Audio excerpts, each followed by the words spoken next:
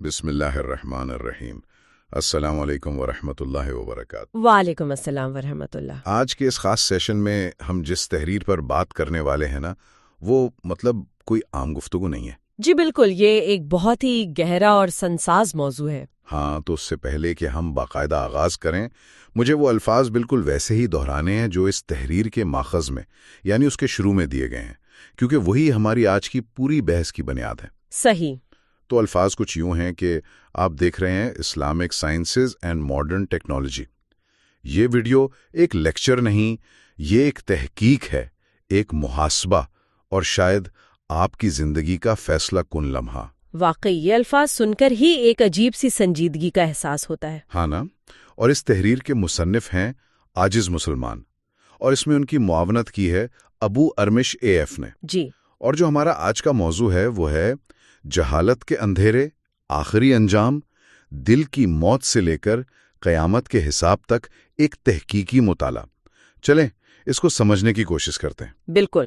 ہم عموماً جسمانی بیماریوں پر تو بہت بات کرتے ہیں، بخار ہو گیا یا کوئی اور تکلیف، لیکن یہ جو روحانی زوال ہے یہ آخر کیسے شروع ہوتا ہے؟ کیا یہ کوئی اچانک ہونے والا حادثہ ہے؟ نہیں، یہ بہت اہم سوال ہے جو آپ نے اٹھایا۔ دیکھیں، یہ کوئی دھماکہ نہیں ہوتا جس کی آواز فوراً سنائی دے جائے۔ یہ ایک انتہائی خاموش اور بہت ہی تدریجی سفر ہے۔ اگر ہم قرآنی بصیرت سے اس کا آغاز کریں نا، تو سورۃ المطففین میں اس کی پوری سائنس بیان کر دی گئی ہے۔ اچھا، کون سی سائنس؟ اللہ تعالیٰ فرماتا ہے کَلَّا بَلْ رَانَ عَلَىٰ قُلُوبِهِمْ مَا كَانُوا يَكْسِبُونَ۔ اب علامہ ابن کثیر اس کی تشریح کرتے ہوئے اس لفظ ران پر بہت زور دیتے ہیں۔ ران یعنی جو زنگ ہوتا ہے؟ جی ہاں، وہ فرماتے ہیں کہ یہ ران کوئی استعارہ یا محاورہ نہیں ہے، بلکہ یہ باقاعدہ وہ زنگ ہے جو گناہوں کو بار بار دہرانے سے انسان کے دل پر جم جاتا ہے۔ لیکن ذرا رکیے۔ جی؟ میں یہ سوچ رہا تھا کہ اگر مجھ سے نادانی میں یا اچانک جذبات کی رو میں بہہ کر کوئی ایک آدھ گناہ ہو جائے تو کیا میرے دل پر فوراً یہ مستقل زنگ لگ جائے گا؟ یہ تو بہت خوفناک بات ہے۔ نہیں، ایسا نہیں ہوتا۔ یہاں بات کسی ایک آدھ غلطی کی نہیں ہو رہی۔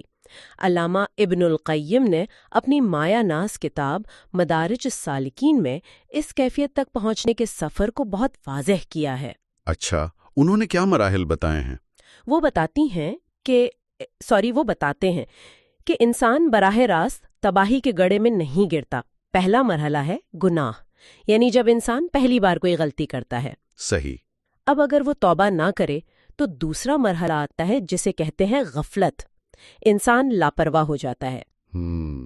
جب غفلت لمبی ہوتی ہے تو تیسرا مرحلہ آتا ہے، یعنی وہ کام اس کی باقاعدہ عادت بن جاتا ہے۔ اور پھر وہ عادت پکی ہو جاتی ہوگی؟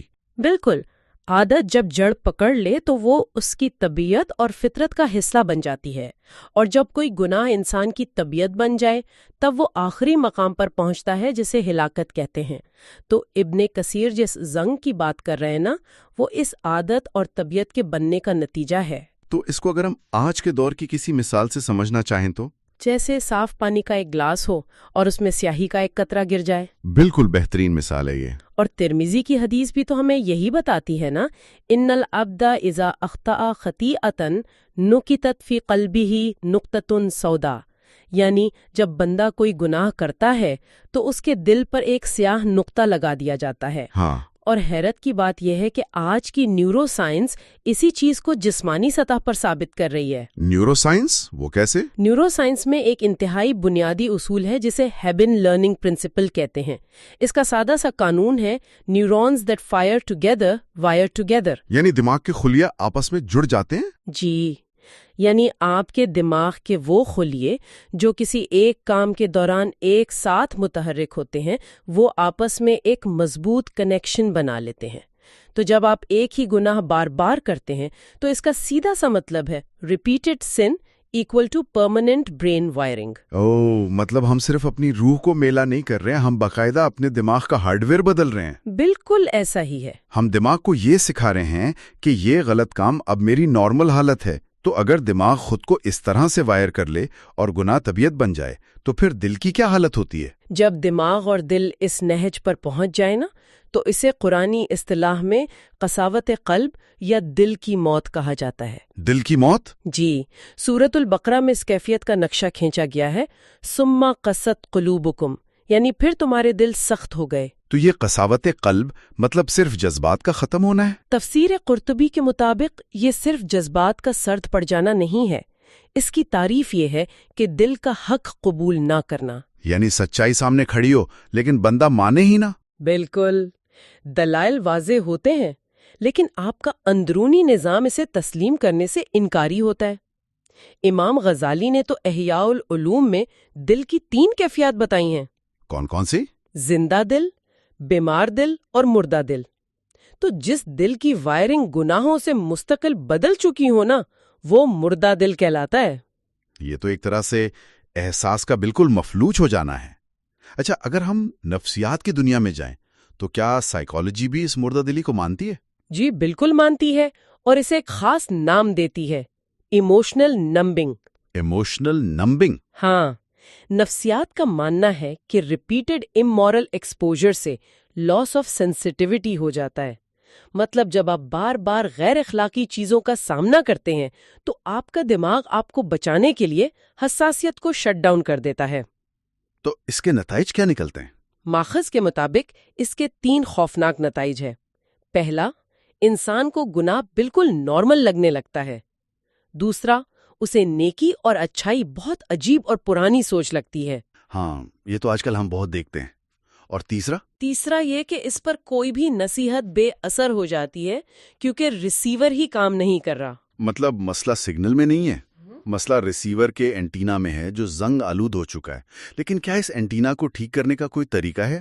بالکل ہے، کیونکہ تحریر میں بیہقی کی ایک بڑی شاندار حدیث کا حوالہ ہے کہ دلوں پر زنگ لگ جاتا ہے اور اس کی صفائی ذکر ہے، تو یہ ایک انتہائی منطقی بات لگتی ہے۔ 100% درست۔ ذکر دراصل کاؤنٹر وائرنگ کا کام کرتا ہے۔ جیسے نیورونز غلط وائر ہو گئے تھے تو ذکر ان کو واپس مثبت طریقے سے وائر کرتا ہے۔ اچھا، مجھے ایک بات بتائیں۔ جی پوچھئے۔ اگر ایک انسان نے اپنا دل زنگ آلود کر لیا ہے، وہ بظاہر بڑے مزے سے گناہ کر رہا ہے اور اسے کوئی ندامت بھی نہیں ہو رہی، تو ہم تو یہی سوچتے ہیں نا کہ چلو آخرت میں اسے سزا ملے گی۔ عام طور پر یہی سوچا جاتا ہے۔ لیکن کیا واقعی اسے دنیا میں کچھ نہیں ہوتا؟ اور یہیں پر یہ تحقیق ہمارے روایتی خیالات کو چیلنج کرتی ہے۔ ہم ہمیشہ آخرت کے عذاب کی بات کرتے ہیں، لیکن تحریر ایک اور عذاب کی نشاندہی کرتی ہے جسے انویزیبل پنشمنٹ یعنی دنیاوی عذاب کہا گیا ہے۔ پوشیدہ عذاب؟ جی، سورۃ طٰہٰ کی آیت ہے نا، فَإِنَّ لَهُ مَعِيشَةً ضَنْقًا، تو یقیناً اس کے لیے دنیا کی زندگی تنگ کر دی جائے گی۔ میں جب بھی یہ آیت پڑھتا ہوں نا تو میں سوچتا ہوں کہ بہت سے گناہ گار تو بظاہر بڑے محلات میں رہتے ہیں، لگژری گاڑیوں میں گھومتے ہیں، تو یہ معیشت کی تنگی کیا ہے؟ حضرت عبداللہ بن عباس رضی اللہ عنہ نے اسی الجھن کو دور کیا ہے۔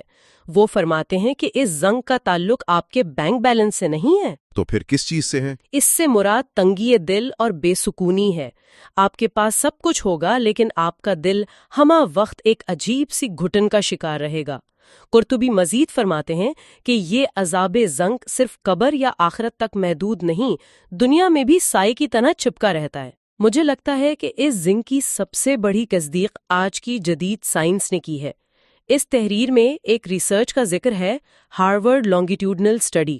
جی، وہ بہت مشہور اسٹڈی ہے۔ بالکل، وہ دہائیوں پر محیط ریسرچ تھی۔ انہوں نے دیکھا کہ آخر خوشی ہے کس چیز میں، اور نتیجہ یہ نکلا کہ happiness equals to relationships plus meaning, یعنی خوشی گہرے رشتوں اور زندگی کے بامقصد ہونے میں ہے۔ صحیح۔ اور انہوں نے واضح کر دیا کہ مٹیریل سکسیس کا مطلب فلفلمنٹ نہیں ہے، مادی کامیابی سے سکون نہیں ملتا۔ اور اگر آپ اس ہارورڈ ریسرچ کو قرآنی تصور ذہن کے ساتھ ملا کر دیکھیں تو آج کے معاشرے کا پورا نقشہ سمجھ آ جاتا ہے۔ بالکل ایسا ہی ہے۔ آج ہمارے پاس تاریخ کی سب سے زیادہ مادی سہولیات ہیں، لیکن بدلے میں کیا مل رہا ہے؟ اینگزائٹی، ڈپریشن اور ایک ایگزسٹینشل ایمٹینس، یعنی ایک کھوکھلا پن۔ اور پھر اس کا نچوڑ یہ نکلتا ہے کہ انسان باہر سے کامیاب، اندر سے تباہ۔ انسان باہر سے کامیاب، اندر سے تباہ، کتنی گہری بات ہے۔ اور یہ اندر کی تباہی انسان کو بالآخر ایک ایسے مقام پر لا کھڑی کرتی ہے جس کا سامنا ہر حال میں کرنا ہے، اور وہ ہے موت، جی بالکل۔ جسے اس مطالعے میں ایگزسٹینشل کولیپس قرار دیا گیا ہے۔ ہم دنیا میں جتنا مرضی بھاگ لیں، سورت آل عمران ہمارا تعاقب کرتی ہے کل نفس ذائقۃ الموت۔ بے شک۔ اور دیکھیں، موت صرف سانس کے رک جانے کا نام نہیں ہے۔ فلسفے میں مارٹن ہائیڈیگر کا ایک تصور ہے جسے بینگ ٹوورڈز ڈیتھ کہا جاتا ہے۔ Being towards death? ہاں، عام انسان سوچتا ہے کہ موت زندگی کے آخر میں ایک دیوار کی طرح کھڑی ہے، لیکن ہائیڈیگر کہتا ہے کہ موت ہماری زندگی کے ہر لمحے میں شامل ہے۔ یعنی ہم موت کی طرف ہی جا رہے ہیں مسلسل؟ بالکل، ہمارا پورا وجود موت کی طرف ایک سفر ہے۔ ہم زندگی گزار نہیں رہے، ہم دراصل اپنی موت کو مکمل کر رہے ہوتے ہیں۔ اور شاید اسی لیے ترمذی کی وہ حدیث ہمیں بار بار خبردار کرتی ہے کہ اکثروا ذکر ہادم اللذات، یعنی لذتوں کو توڑنے والی موت کو کثرت سے یاد کیا کرو۔ صحیح بات ہے۔ لیکن اس تحقیق نے مجھے جس چیز پر سب سے زیادہ حیران کیا نا، وہ موت کے وقت ہونے والا نفسیاتی دھچکا ہے۔ تحریر بتاتی ہے کہ موت 3 بڑے فریب توڑتی ہے۔ وہ کون سے فریب ہیں؟ پہلا، آئیڈینٹی کولیپس۔ ہم نے خود کو عہدوں اور ڈگریوں سے جوڑا ہوتا ہے، موت آتے ہی یہ پہچان گر جاتی ہے۔ دوسرا، کنٹرول ایلوژن ختم ہو جاتا ہے۔ انسان سوچتا ہے وہ کنٹرول میں ہے، لیکن 1 سیکنڈ میں وہ بے بس ہو جاتا ہے۔ بالکل، انسان کچھ نہیں کر پاتا اس وقت۔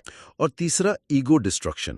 انسان کا میں یعنی اس کی انا مکمل تباہ ہو جاتی ہے۔ اور جب یہ انا اور دنیاوی پہچان کا غبارہ پھٹتا ہے نا، تو انسان ایک نئی حقیقت میں آنکھ کھولتا ہے جسے ہم برزخ کہتے ہیں۔ برزخ، جس کو تحریر میں ٹرانزیشنل ریالٹی کہا گیا ہے۔ جی، اکثر لوگ سمجھتے ہیں کہ موت کے بعد انسان سیدھا گہری نیند میں جاتا ہے اور قیامت کو اٹھے گا۔ ہاں، عام طور پر یہی تصور ہے۔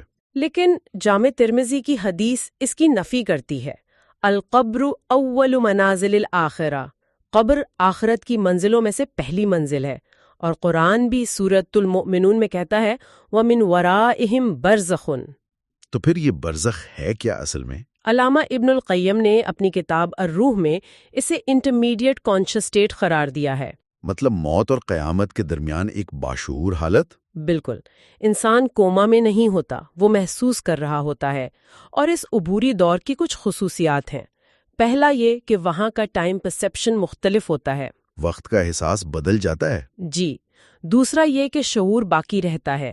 اور تیسرا اور سب سے خوفناک پہلو یہ ہے کہ اسی برزخ کے مقام سے باقاعدہ ریوارڈ اور پنشمنٹ شروع ہو جاتی ہے۔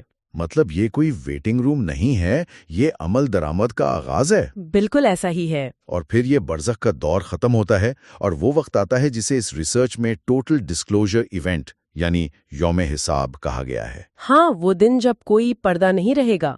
بالکل، سورۃ الطارق میں آتا ہے یوم تبلی السرائر، جس دن سب رازوں کی جانچ پڑتال ہوگی۔ امام طبری نے اس آیت کی جو تفسیر کی ہے نا، وہ رونگٹے کھڑے کر دینے والی ہے۔ اچھا، کیا فرماتے ہیں وہ؟ وہ کہتے ہیں کہ اس دن صرف ظاہری اعمال نہیں بلکہ آپ کی ہڈن انٹینشنز یعنی پوشیدہ نیتیں بھی ظاہر ہوں گی۔ یعنی اگر میں نے کوئی نیکی کی تو اس کے پیچھے نیت کیا تھی؟ شہرت یا اللہ کی رضا؟ وہ بھی سامنے آ جائے گا۔ بالکل، وہ پوشیدہ نیت بھی ایک ٹھوس عمل کی طرح سب کے سامنے رکھی جائے گی۔ اور حساب کی سختی کا اندازہ ترمذی کی اس حدیث سے لگائیں، لا تزول قدم عبد حتی یسأل عن خمس، یعنی قدم اپنی جگہ سے نہیں ہٹیں گے جب تک 5 چیزوں کا حساب نہ دے دے، جوانی، مال کمانا، خرچ کرنا وغیرہ۔ تو سوال یہ ہے کہ کیا انسان وہاں جھوٹ نہیں بول سکے گا؟ یہیں پر کوگنیٹو سائنس ایک بڑا حیران انگیز زاویہ دیتی ہے۔ سائنس میں میموری ریکنسٹرکشن کا ایک تصور ہے۔ Memory reconstruction? ہاں، ہمارا دماغ کچھ ڈیلیٹ نہیں کرتا، ہر عمل، ہر خیال دماغ میں ایک ٹریس چھوڑتا ہے۔ یوم حساب دراصل اس کامل میموری ریکنسٹرکشن کا دن ہوگا۔ مطلب انسان کا اپنا وجود ہی اس کا سارا ریکارڈ پلے کر دے گا۔ بالکل، اور اس کا نتیجہ یہ نکلے گا کہ انسان کو کمپلیٹ ایکسپوجر اور ایبسلوٹ اکاؤنٹیبلٹی کا سامنا ہوگا، یعنی مکمل پردہ فاش اور حتمی جواب دہی۔ کوئی جذبہ نہیں چھپے گا، کیونکہ وہاں آخری نظام عدل یعنی میزان کا سامنا ہوگا۔ سورۃ الانبیاء میں ہے وَنَضَعُ الْمَوَازِينَ الْقِسْطَ. جی، دنیا میں تو عدالتوں میں وکیل بات گھما لیتے ہیں، لیکن وہ ترازو الٹیمیٹ جسٹس سسٹم ہوگا۔ بے شک امام رازی فرماتے ہیں کہ یہ پرفیکٹ جسٹس وداؤٹ بائس ہوگا، کوئی تعصب نہیں۔ امام غزالی نے اس کا نچوڑ بہت خوبصورت دیا ہے۔ وہ کہتے ہیں کہ دنیا کا مطلب ہے امتحان اور آخرت کا مطلب ہے نتیجہ۔ دنیا امتحان اور آخرت نتیجہ، واہ! اور وہاں صرف دو ہی حقیقتیں ہوں گی، کوئی ظلم نہیں اور کوئی بچ نہیں سکتا۔ بالکل، اور جب ہم یہ سب سنتے ہیں نا تو دل میں ایک جھرجھری سی دوڑ جاتی ہے، اور یہ ریسرچ ہمارے سامنے ایک بہت بڑا ایگزسٹینشل کوسچن لا کھڑا کرتی ہے۔ وجودی سوال۔ ہاں، سورۃ الحشر کی آیت ہمیں جھنجھوڑتی ہے، وَلْتَنظُرْ نَفْسٌ مَا قَدَّمَتْ لِغَدٍ۔ ہم ریٹائرمنٹ کے لیے تو انویسٹ کرتے ہیں، لیکن کل کے لیے کیا کیا؟ تحریر ہم سے سیدھا سوال پوچھتی ہے، اگر ابھی موت آئے کیا تم تیار ہو؟ کیا تم مطمئن ہو؟ اور اگر کوئی واقعی سوال پر غور کرے تو شاید مایوسی کا شکار ہو جائے، اسے لگے کہ میرے دل پر تو زنگ لگ چکا ہے، ہیبیچول لرننگ سے مجھے عادت پڑ گئی ہے، اب میرا کیا بنے گا؟ یہی تو شیطان چاہتا ہے، لیکن اسلام انسان کو تنہا نہیں چھوڑتا، یہیں سے نکلتا ہے نجات کا راستہ، ریڈیمپشن پاتھ۔ بالکل، رحمت کا دروازہ ہمیشہ کھلا ہے۔ سورۃ الزمر میں اللہ فرماتا ہے، لا تقنطوا من رحمت اللہ، اللہ کی رحمت سے مایوس نہ ہوں۔ تاکہ دن کا گناہگار توبہ کر لے، اور دن کو ہاتھ پھیلاتا ہے تاکہ رات کا گناہگار توبہ کر لے۔ سبحان اللہ۔ اور امام ابن تیمیہ رحمہ اللہ نے اس توبہ کو ایک شاندار نام دیا ہے۔ وہ کہتے ہیں کہ توبہ صرف زبان سے معافی نہیں ہے، بلکہ یہ اسپرچول ریبرتھ ہے، روحانی طور پر دوبارہ جنم لینا۔ بالکل، جب انسان سچے دل سے توبہ کرتا ہے تو وہ ساری نیورل وائرنگ، وہ سارا زنگ دھل جاتا ہے، انسان روحانی اور جسمانی طور پر ریسیٹ ہو جاتا ہے۔ کیا ہی شاندار بات ہے۔ واقعی یہ بہت امید دینے والی بات ہے۔ تو ایک ایسا سفر جو جہالت کے اندھیروں سے شروع ہوا، وہ توبہ کے ذریعے رحمت پر آ کر مکمل ہوتا ہے، اور اب ہم اس تفصیلی مطالعے کے اختتام کی طرف بڑھ رہے ہیں۔ جی، میں اس نشست کو بالکل انہی الفاظ کے ساتھ سمیٹوں گا جو اس تحریر کے آخر میں دیے گئے ہیں، کہ یہ ویڈیو علم نہیں، ایک دعوت ہے جاگنے کی، کیونکہ جو جاگ گیا وہ بچ گیا، جو سو گیا وہ کھو گیا۔ کیا بات ہے، یہ واقعی ایک بیداری کا پیغام ہے۔ بالکل، اور ہمیں آپ تک یہ پیغام بھی پہنچانا ہے کہ اگر آپ کو یہ ویڈیو مفید لگی ہو تو Islamic sciences and modern technology کو سبسکرائب کریں، ویڈیو کو لائک کریں اور اس علم کو دوسروں تک پہنچائیں۔ تاکہ یہ بات آگے بھی پہنچے۔ جی، اور آخر میں کریڈٹ کے لیے بتاتا چلوں کہ یہ تحریر پیش کی گئی تھی مصنف عاجز مسلمان، معاونت کی ہے ابو ارمش AF نے۔ تو آج ہم نے دیکھا کہ کیسے قدیم روحانیت اور جدید سائنس اس بات پر متفق ہیں کہ ہمارے اعمال ہماری ہستی کو تشکیل دیتے ہیں۔ تو ہمیں یہ سوچنا چاہیے کہ ہم آج اپنی روزمرہ کی عادات سے اپنے دماغ اور اپنی روح کو ابدیت یعنی ایٹرنٹی کے لیے کس سانچے میں ڈھال رہے ہیں۔